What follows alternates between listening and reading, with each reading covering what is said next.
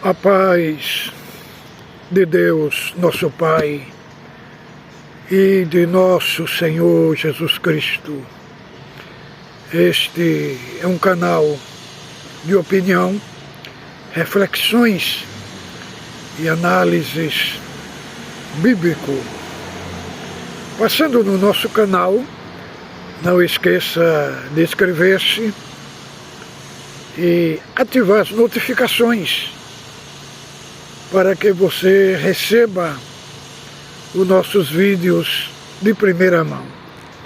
Nosso compromisso aqui é um compromisso exclusivo das Sagradas Escrituras.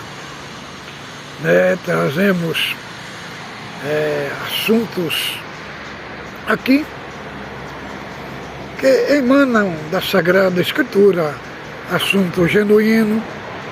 Fazemos uma análise aqui coerente com as Sagradas Escrituras. Nossas análises são coerentes, alinhados com as Escrituras Sagradas.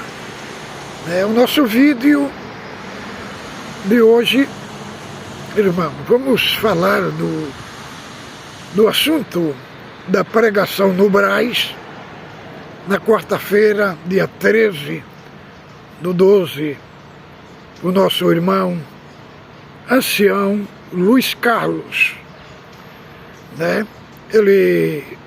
quarta-feira ele tomou uma postura diferente, porque nos outros vídeos e até nas cartas expedida pelo Brás, irmão, o assunto ali era salvação por obras, que o homem por si mesmo pode responder à oferta da salvação. Inclusive ele tem vídeo aí que ele colocou que toda pessoa pode crer, que toda pessoa tem uma fé humana. Só que na quarta-feira passada ele desconstruiu tudo aquilo que ele vinha falando, E aí ele defendeu uma salvação corporativa, e uma salvação condicional. Como eu fui arminiano por muito tempo, irmãos, tanto conheço o arminiano wesleyano como o arminiano clássico, Eu estudei profundamente todo o arminianismo, embora esses arminianos de hoje, eles não deveriam ser chamados de arminiano, devia ser chamado de remonstrante, porque Armínio não defendia perda de salvação, E a gente não saberia qual era a posição dele nesses 5 pontos que os arminianos defendem, porque não foi Armínio que construiu esses 5 pontos arminianos. Isso daí veio dos remonstrantes, os alunos de Armínio, que eram lá da Holanda, século XV, século XVI. Eles que trouxeram, que fizeram esses pontos de refutação a Calvino, ao calvinismo, Inclusive Armínio tinha um amor, carinho muito grande por Calvino, e Armínio dizia que Calvino era um dos melhores intérpretes da Bíblia Sagrada. Não é isso que nós vemos. Muitos chamando de arminianos, né? E tratando os calvinistas como se fosse inimigo. Mas vamos aqui. Ele abordou o termo que o mesmo John Wesley abordava, né? Como ele viu que as cartas teve uma revolução muito grande e as cartas foram muito contraditórias, né? Então ele resolveu construir um argumento de uma locomotiva, né? Que os que estão dentro da locomotiva vão ser salvos. Se sair, já perde a salvação. Agora, será que esse conceito desta eleição que ele defende, dessa eleição condicional, será que para a salvação, será que existe mesmo a salvação condicional?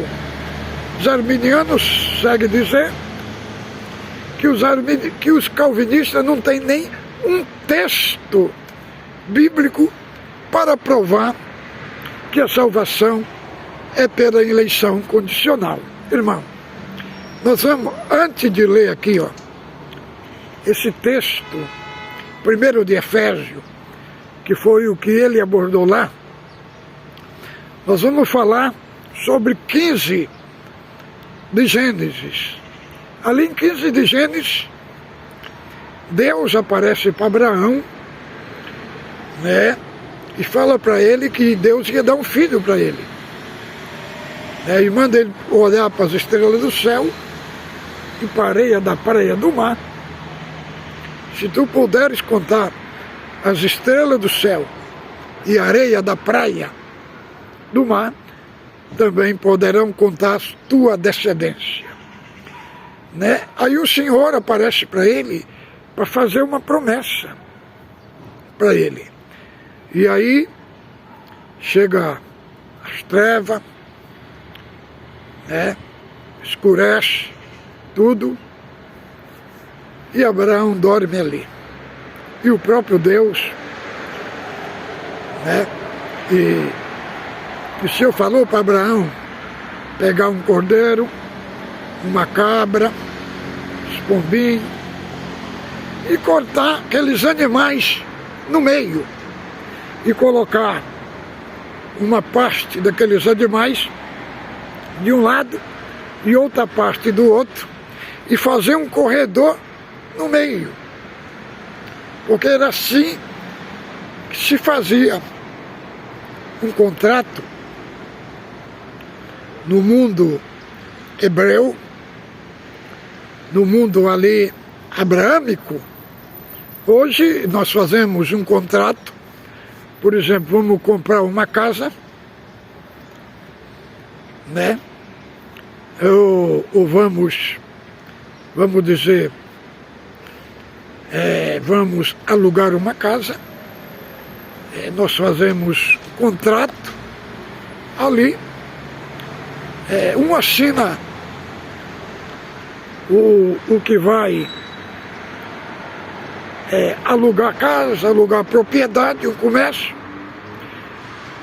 assinam ali, né, tanto o que vai alugar como o que é o dono de um imóvel. Os dois assinam, firmam, vai no cartório, autentica tudo ali, registra as firmas e está o contrato feito. Mas no mundo ali abraâmico, no mundo hebreu, o contrato era feito de outra forma, né? Punha os animais, pedaços de animais de um lado e outro do outro, e os dois passavam no meio, né? E diz a palavra que foi chegando as horas, né?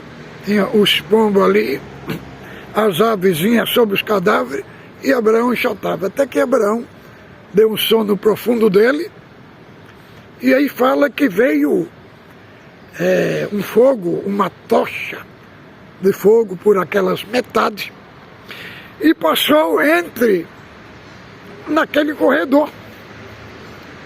E por que Abraão não passou junto com Deus? Porque aquele pacto, aquela aliança, era o seguinte: os dois tinham que passar junto no corredor, né? E o que descumprisse aquela aliança e aquele pacto seria cortado no meio, igual aqueles animais foi cortado. Então, irmãos, por que Deus deixou Abraão dormir e só Deus passou no meio, fez aquele pacto? Porque Abraão não tinha condição de cumprir aquela aliança junto com o Senhor. Por isso que o Senhor passou sozinho ali, para demonstrar uma aliança incondicional. E desta aliança, o apóstolo Paulo fala lá em 3 de Gálatas, né? Relatando a promessa, relatando o pacto da graça que Deus fez lá com Abraão.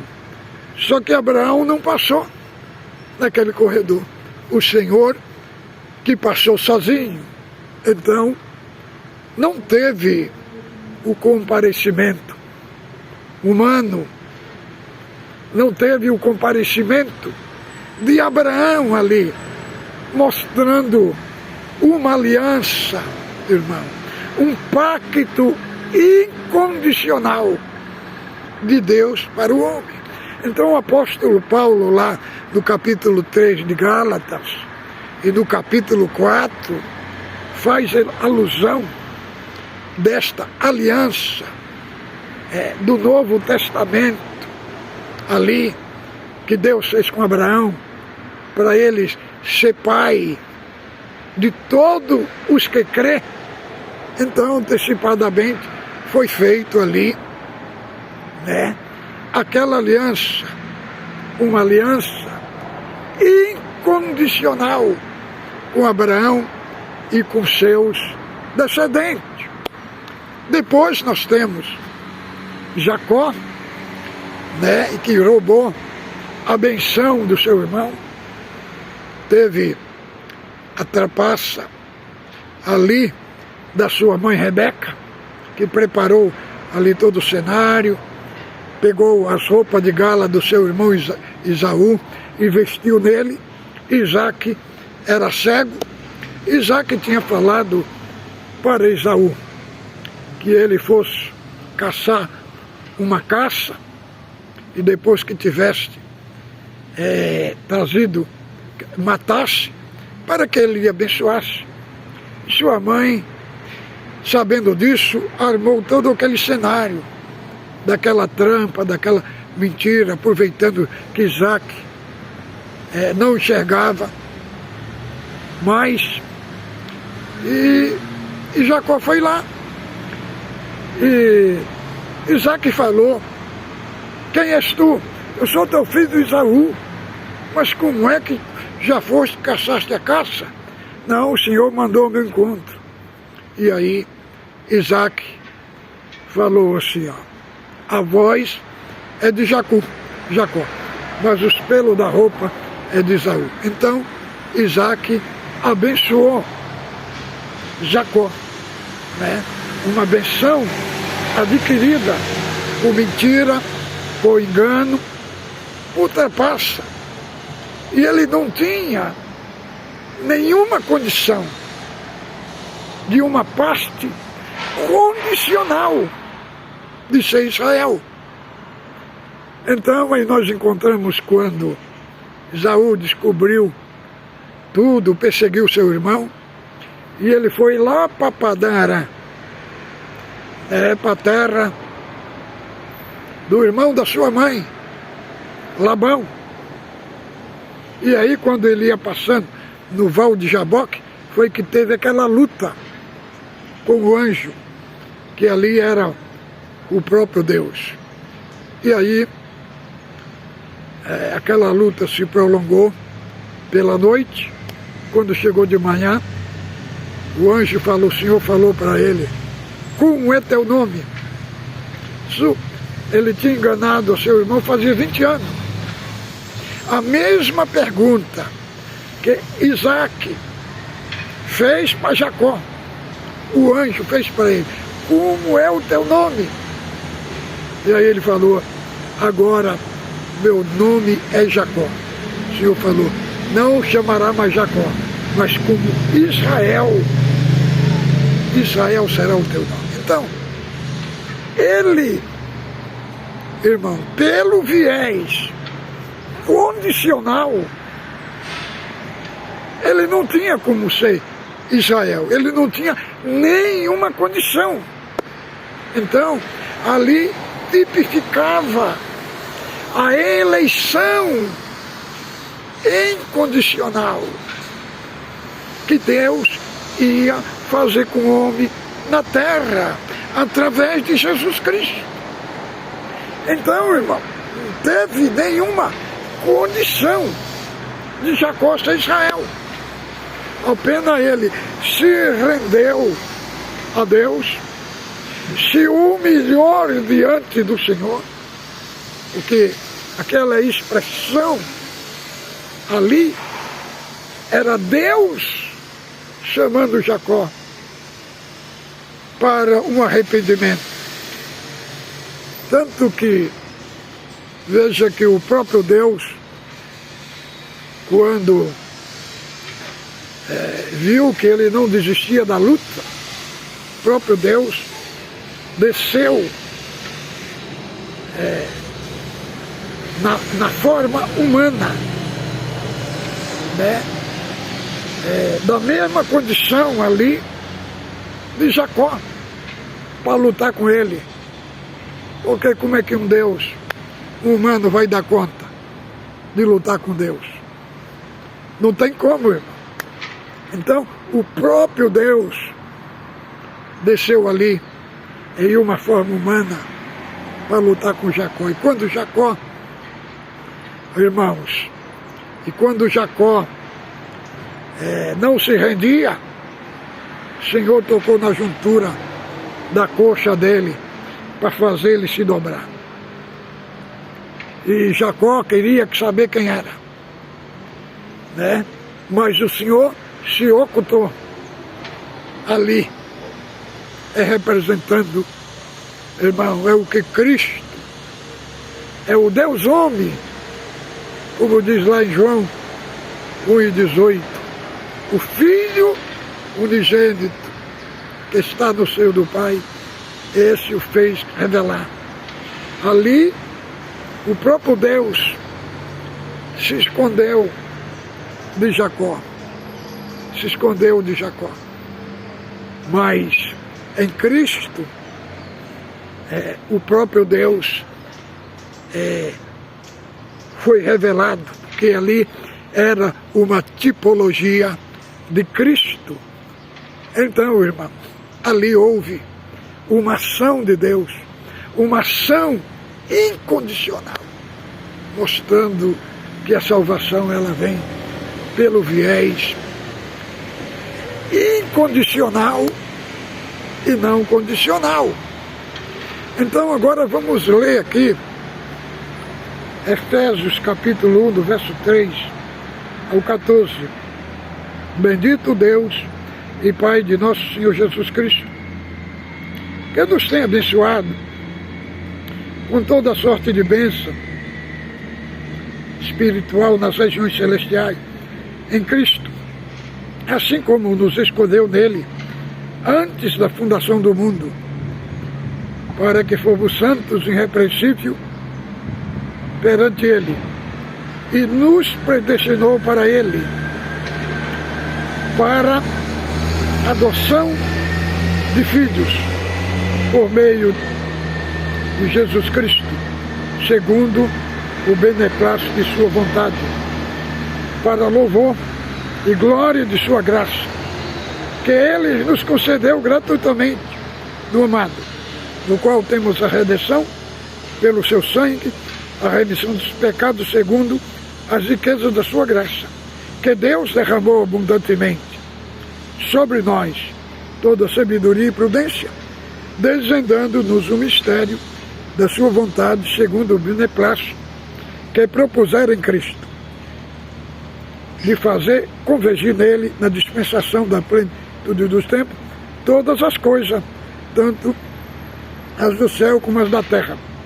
Nele digo, do qual fomos também feito herança, predestinado, segundo o propósito daquele que faz todas as coisas, conforme o conselho da sua vontade, a fim de sempre para o louvor da sua glória, os que de antemão esperamos em Cristo, que também vós depois que ouviste a palavra da verdade, o evangelho da vossa salvação, tendo nele crido, foste selado com o Espírito Santo da promessa, qual o penhor da nossa herança e até o resgate da sua propriedade em louvor de sua glória.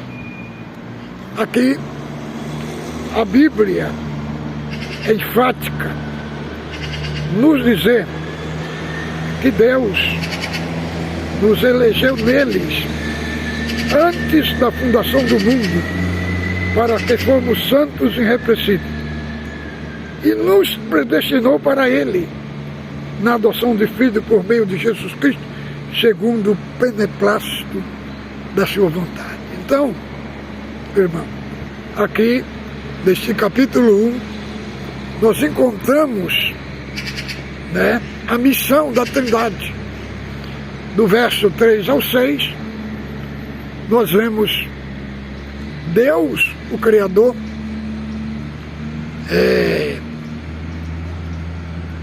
nos escolhendo,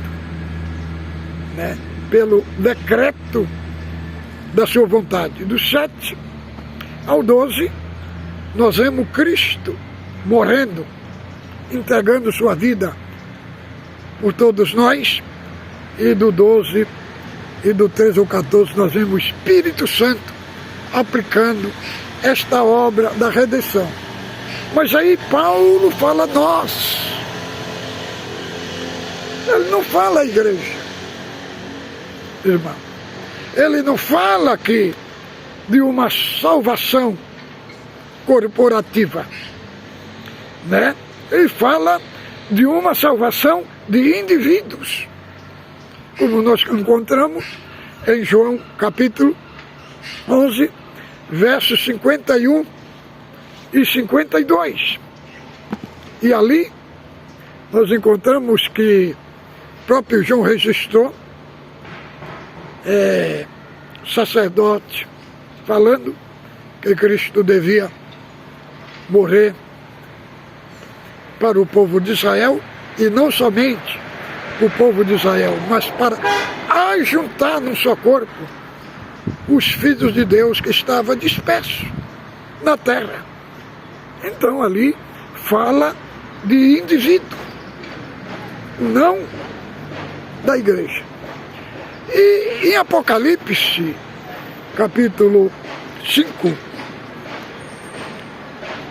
vamos ver aqui, Apocalipse, capítulo 5, do verso 10, ali não fala que Cristo morreu por todo mundo, por toda a humanidade.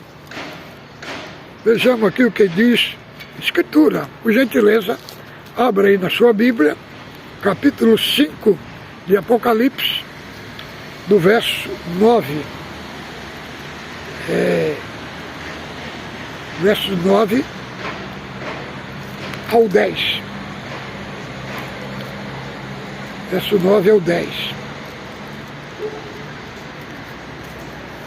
Diz assim, ó. E entoava um novo cântico dizendo: digno de tomar o livro e abriu os selos, porque foste morto e com teu sangue compraste para Deus os que procedem de toda língua, tribo e nação. Aqui não fala que Cristo morreu por toda a humanidade, irmão. Morreu por aqueles, por pessoas que procedem de toda tribo, língua e nação. Fala que Deus morreu por todos. Agora vamos ver Atos, capítulo 18, do verso 9 ao 10, que é um texto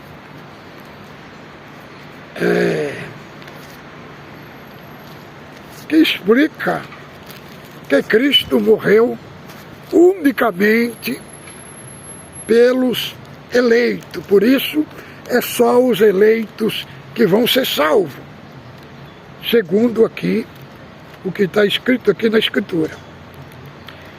Depois nós vamos fazer um vídeo especialmente para falarmos de Atos 13:48, que fala assim: que creram aqueles que foram ordenados para a vida eterna.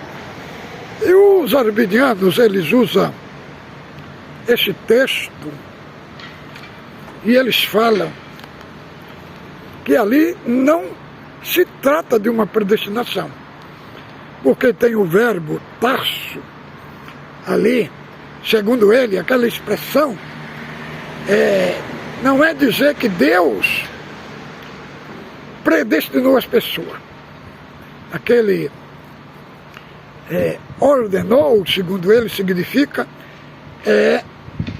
pôr as pessoas em fila, né, para crer na fé. Aí ele cita até o Atos, capítulo 22 e 10. Fala que Paulo foi levado, foi posto em ordem no caminho de Damasco para ir para Jerusalém. Então eles constroem a ideia desse verbo, dizendo que ali não fala de predestinação. Apenas Deus colocou em ordem aquele que crê. Só que não é isso, irmão. Quando nós lemos o texto antes, capítulo 22, né, nós lemos, quando ele foi levado para Damasco, ele já estava dominado por Deus. A obra da escolha já tinha acontecido antes. Então este verbo tasso, ele não tem uma coerência com o texto bíblico, com o que aconteceu. Né? Mas eu vou fazer um texto, estou escrevendo já o texto exegético dentro daquele contexto, para provar que ali era uma predestinação. Porque tinha uma ação de Deus antes, sujeito ali que se eles creram, é porque tinha um sujeito antes da fé que fez eles crer. Mas aí vamos aqui em Atos. Esse texto de Atos 13:48, não dá para falar ele agora, porque senão o vídeo vai ficar muito grande, né? Então temos todo um contexto, uma análise para explicar que ali se trata de uma predestinação. Agora vamos ver Atos 18, 9 e 10.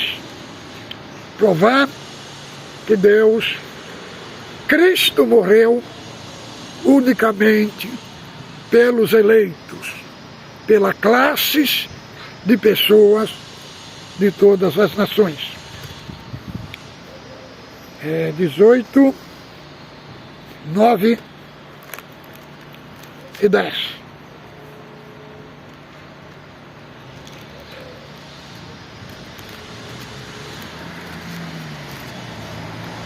Diz assim: teve Paulo durante a noite uma visão em que o Senhor lhe disse: não tema, pelo contrário, fala e não te cales, porquanto estou contigo, e ninguém ousará fazer mal, pois tenho muito povo nesta cidade.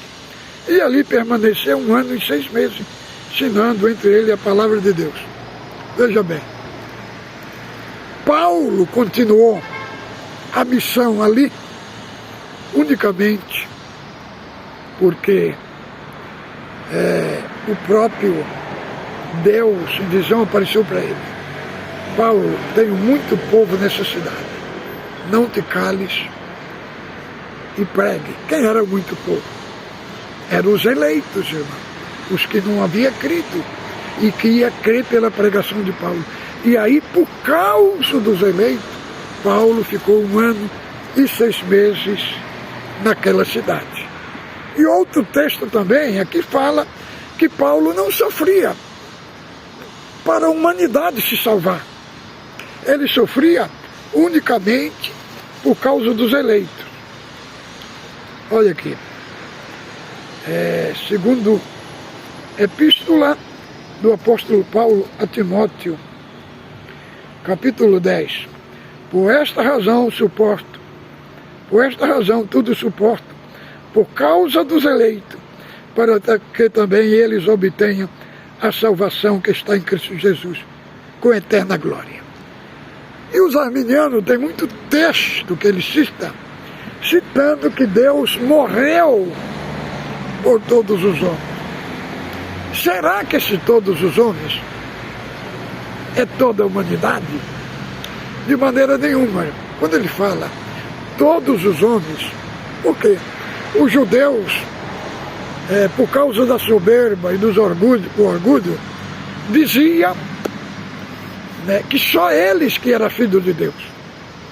Então Paulo construiu esta parte de todos os homens, falando que não era só ele que ia ser salvo, os gentios também iam ser salvos. Mas não significa que ele falou todos os homens, que é todas as pessoas.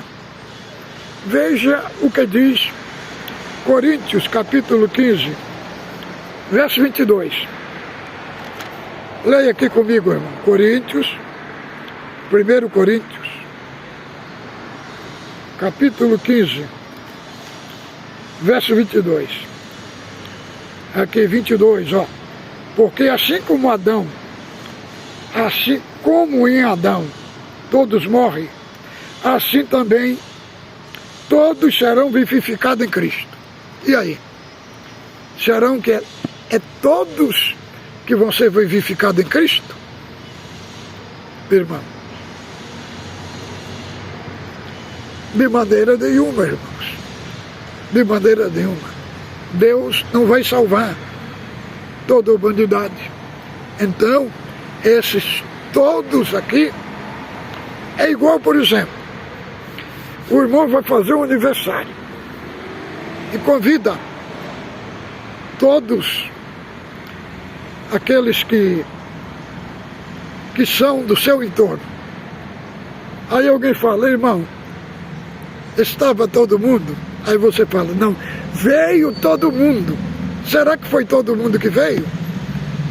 Todo mundo foi só aqueles daquela amizade.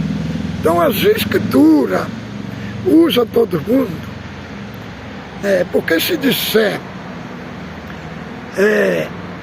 que todos vão ser justificados, aí nós vamos cair na heresia do universalismo, irmão.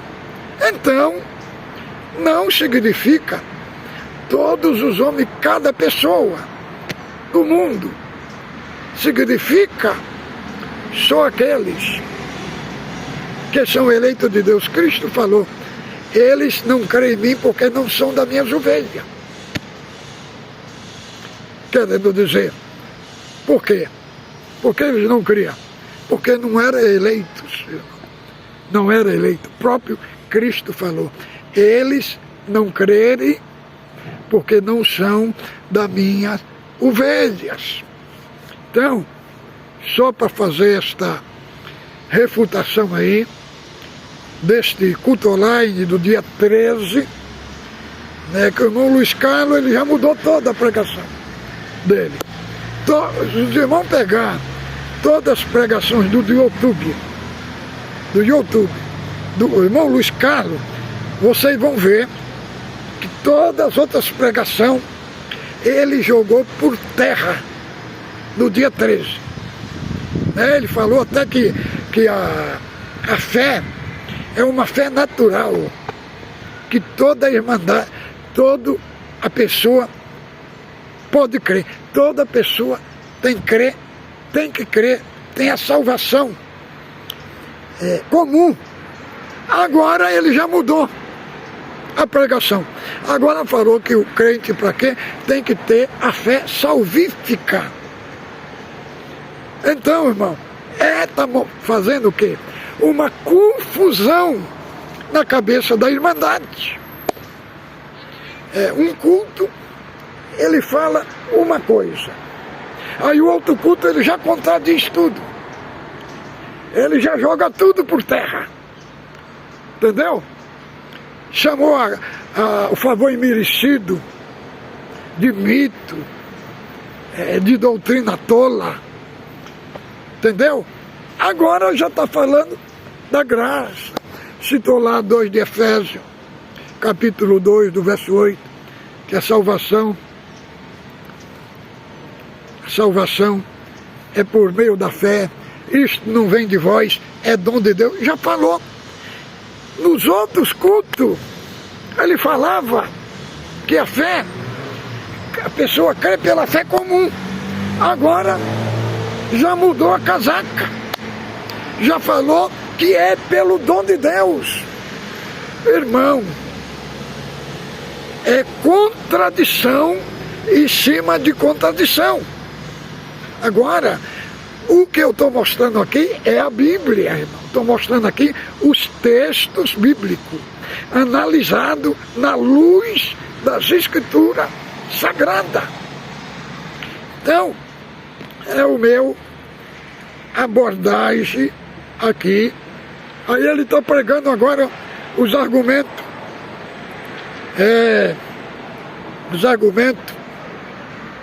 dos arminianos, né? E está misturando com a sua pregação.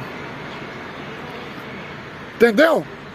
Então, o culto do dia 13 do 12, você vê um Luiz Carlos diferente dos outros cultos, né? Aí, ele confrontou até as cartas, porque as cartas defendem uma salvação por uma obra, uma salvação que o homem responde, a salvação que a sua natureza do homem não foi comprometida com pecado, né? Que os arminianos, eles usam o termo da graça proveniente. É uma ação de Deus que vem antes, né? Que habilita o homem para a pregação. Mas o assunto que está na carta, nas 7 cartas, é um assunto, por isso que os próprios pastores arminianos fizeram pergunta para ele, falou, não, os anciãos não são nem calvinistas e nem arminianos. Não sabemos o que eles defendem. Agora, do dia 13 do 12, o Luiz Carlos, ancião, pegou os termos lá de John Wesley, que é daquela locomotiva. Isso daí é uma figura de linguagem que todos os arminianos usam, né? Faz essa análise dentro dessa caixinha deles, teológica. Então fique com Deus, ósculo santo, no vosso coração.